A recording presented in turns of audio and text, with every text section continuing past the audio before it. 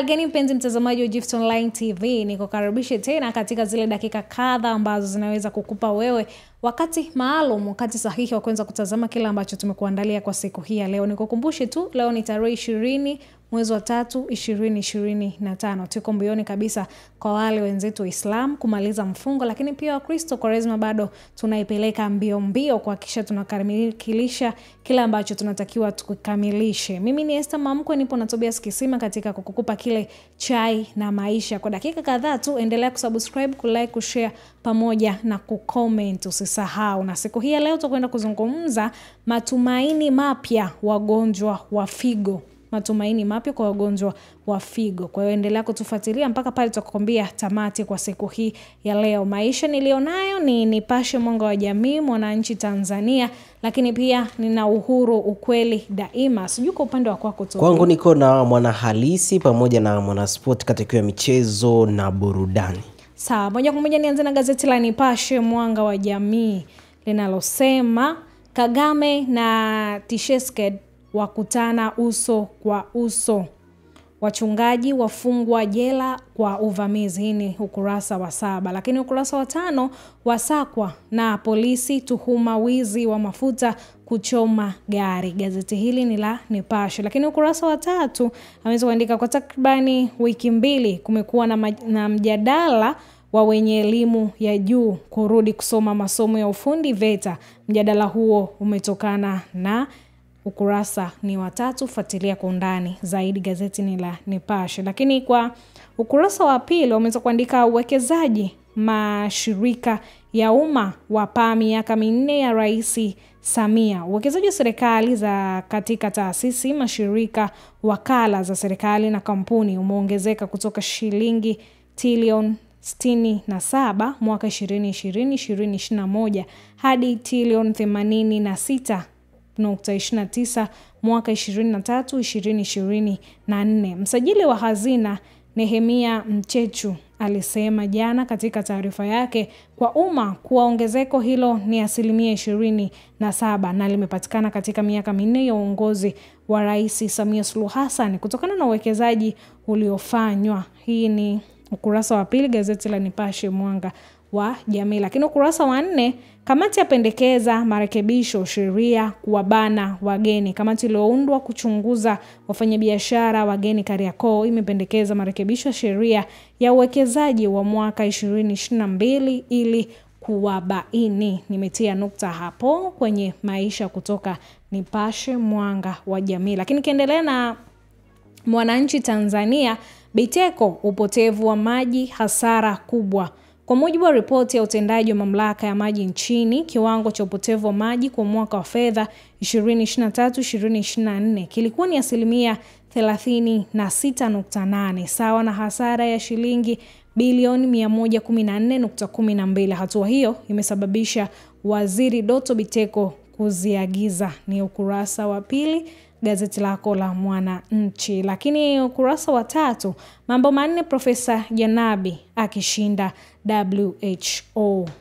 Ukurasa wa 4 mshike siku 48 moto. Mshike siku 48 moto. No reform no election. Baada ya kuwekwa kitimoto na ofisi ya msajili, Chadema yatangaza mkakati kampeni bila mabadiliko hakuna uchaguzi, waanza na kanda ya Sugu.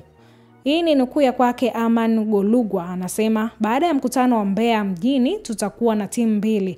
Ya kwanza itaongozwa na Lissu, nyingine Heche katika mikoa na majimbo ya kanda ya Nyasa. Tukimaliza timu zote zitakutana Iringa mjini Machi 29. Ni ukurasa wa 4 gazeti lako la Mwananchi Tanzania. Lakini ukurasa wa 12 mapya ujenzi kituo cha Magufuli. Mapya ujenzi kituo cha Magufuli.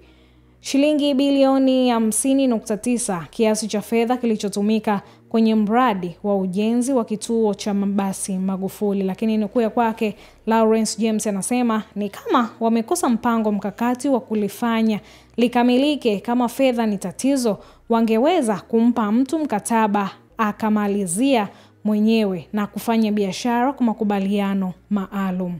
Lakini ukurasa wa 5 anaweza kusema askofu atema nyongo kwenye jubilee ya Kilaini. Askofu atema nyongo kwenye jubilee ya Kilaini.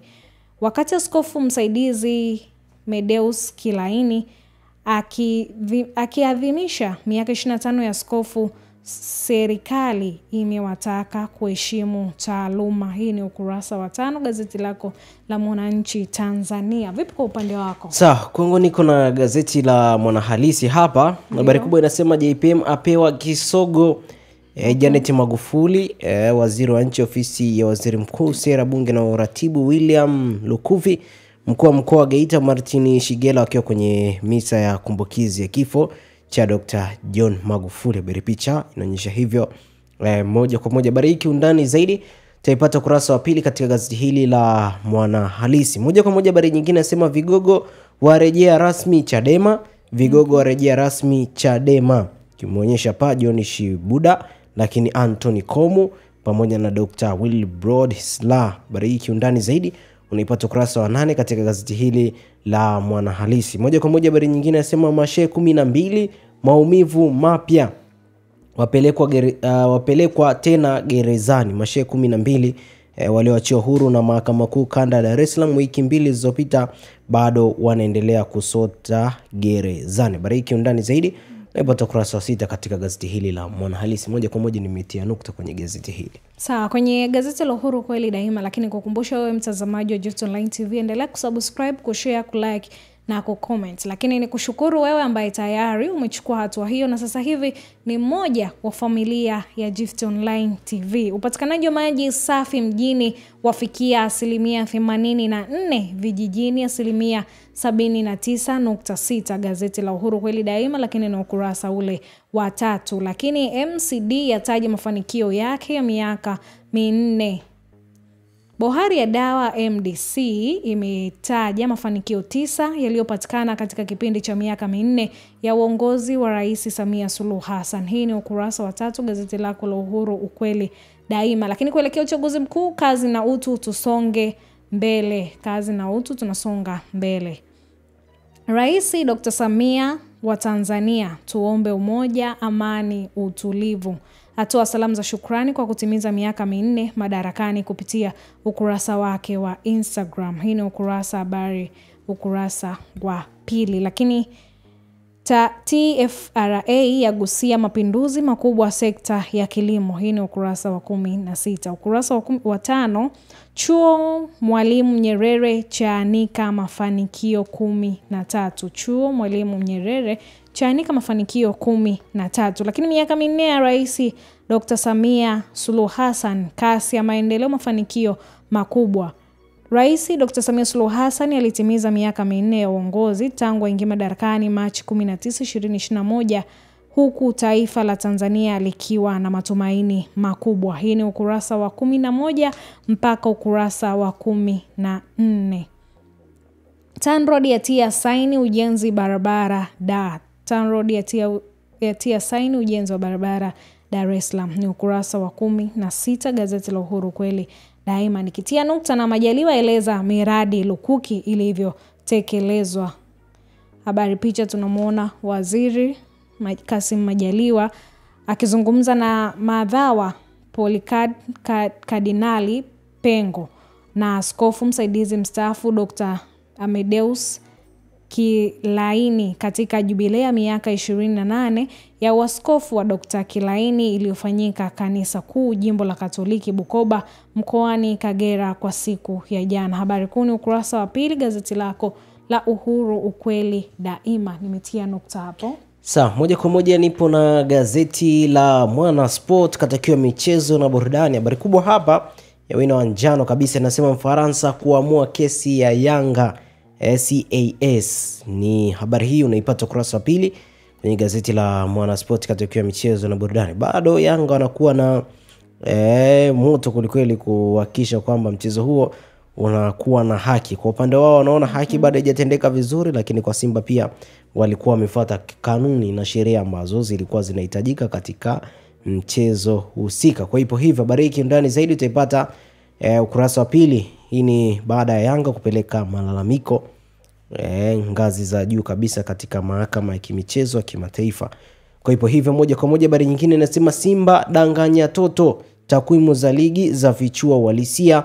Habari kiundani zaidi unaipata ukurasa wa 10 katika gazeti la Mwanasport katika michezo na burudani. Ni misimu mitatu katika kipindi cha kuanzia msimu wa 2021-2022 hadi 2023-2024 Simba imeshindwa kubeba ubingwa wa ligi kuu soka Tanzania bara. Habari kiundani zaidi utaipata ukurasa wa 10 katika gazeti hili la Mwanasport katika michezo na burudani. Habari nyingine sema Liverpool kutema majembe 12. Liverpool kutema majembe 12.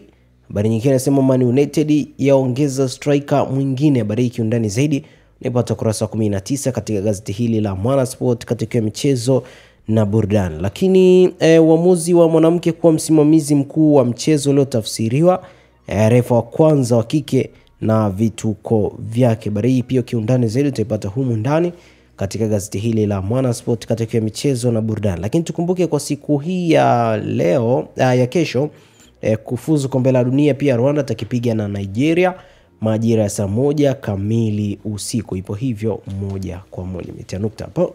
Sawa, mtazamaji wa Gift Online TV, kama tulivyokwisha kukuambia tutakuwa na mada inayozungumza matumaini mapya wagonjwa wa figo. Endelea kutuma komenti yako, uliza chochote, changia mada kwa ambayo wana matatizo ya figo basi wapewa matumaini mengine mapya. Ni gazeti la Nipashe Mwanga wa Jamii, lakini ni ukurasa wa 2. Tuingie ndani kwa taarifa hii. Serikali kupitia bohari ya dawa MSD inatekeleza mpango maalum wa kuongeza upatikanaji wa huduma za uchujaji wa damu unaolenga kupunguza gharama kutoka shilingi 230,000 hadi chini ya shilingi 100,000 kwa awamu moja. Kwa mujibu wa takwimu za serikali, Shirika la Afya Duniani WHO, kati ya 7% mpaka 25 ya Waafrika wana tatizo la ugonjwa sugu wa figo, hususan nchini zinazoendelea. Huku Tanzania takriban wagonjwa 4,300 hufariki kila mwaka kutokana na tatizo hilo au magonjwa sugu yatokanayo na figo. Lakini wameweza kuandika pia madhara. Mkuu wa kitengo cha figo hospitali ya Benjamin Mkapa, Dr. Kesi Shija, alisema matumizi ya dawa holela ambazo hazijathibitishwa na mamlaka yanaweza kuwa na madhara na wananchi wanapaswa kutumia dawa ambazo zimethibitishwa. Pia alisema unywaji holela wa dawa za kupunguza maumivu zina madhara kwenye figo zikitumika kwa muda mrefu bila kufuata maelekezo ya wataalamu wa afya. Hii ni nukuu ya kwake. Dr. Kesi anasema madhara ya kumeza dawa holela, upo uwezekano wa figo zako taratibu kushindwa kufanya kazi. Dawa za kisasa na kienyeji pia dawa za kulevya zina madhara. Matumizi ya tiba asili yanaweza kukuweka hatarini figo kutokana na dawa nyingi za asili kutopitia mchakato wa kupimwa kwa viwanda na kutoa majibu ni kiwango gani kutumia kujitibu ambacho mwili unaweza kudumu au kustahimili ile nguvu ya dawa. Alisema hayo Dr. Kesi. Kwa hiyo tumeona bwana masuala haya. Sasa hivi gharama cha kwanza ambacho kimefanya matumaini ni gharama zimepunguzwa. Gharama zimepunguzwa. Hiyo inakuwa ni nafuu pia kwa wananchi wa chini. Mtu anaweza kujitibu akiwa kwenye hali yoyote, kwenye uchumi wa kati, wa chini, uchumi wa juu. Kwa hiyo hapa imeweza kusaidia na ni matumaini makubwa, maana tunaona sasa hivi magonjwa ya figo yamekuwa tatizo sana. Imekuwa ni ugonjwa ambao lukuki ya watu wana ugonjwa huo. Lakini pia wameweza kuandika kwa kila mwaka Tanzania inapoteza watu 4,300 kwa ajili ya ugonjwa huu wa figo. Lakini pia tumeweza kuambiwa madhara ambayo anaweza ni kutumia dawa bila kupata utaratibu kutoka kwa wataalamu wa afya. Kwa hiyo watu wengi wamekuwa tu mtu akipata maumivu yoyote anatumia dawa. Kwa hiyo ameweza kusema pia kwa muda mrefu unavyoweza kutumia dawa za kupunguza maumivu zinaleta madhara kwenye figo. Kwa hiyo mtazamaji wa Gift Online TV, fuatilia, punguza. Kama wewe ni mzoefu wa kutumia dawa bila kwenda kwa daktari, acha hicho kitu. Umejisikia hali sio sawa, nenda kwa daktari, ujue yes. nini shida ili uweze kupatiwa matibabu. Na kitu kingine ambacho kitaweza kusaidia pia ni kwenda kucheki afya mara kwa mara. Ujue kwamba kuna shida hii au hii, nayo inasaidia. So kwamba inafika tu ya mwisho kabisa, unaanza kukumbuka kumbe kuna jambo hili. Kwa hiyo ni vizuri kama unaona kama hapa kidogo sijisikii vizuri, unaenda kucheki kote. Sio ile unazidiwa kabisa ndo mambo yanakuwa sio ndivyo. Kwa hiyo inakuwa na utofauti, kwa sababu ukiwa na mtindo wa kwenda kupima afya mara kwa mara inakuwa inasaidia kwamba mwili wako unakuta uko vizuri au una tatizo. Endapo kama kuna tatizo unakuta umeanza kulikuta mwanzoni, inakuwa inasaidia vizuri. Sawa, mtazamaji wa Gift Online TV, tumefika tamati. Nikwambie tu baki salama, kuwa na siku njema pia.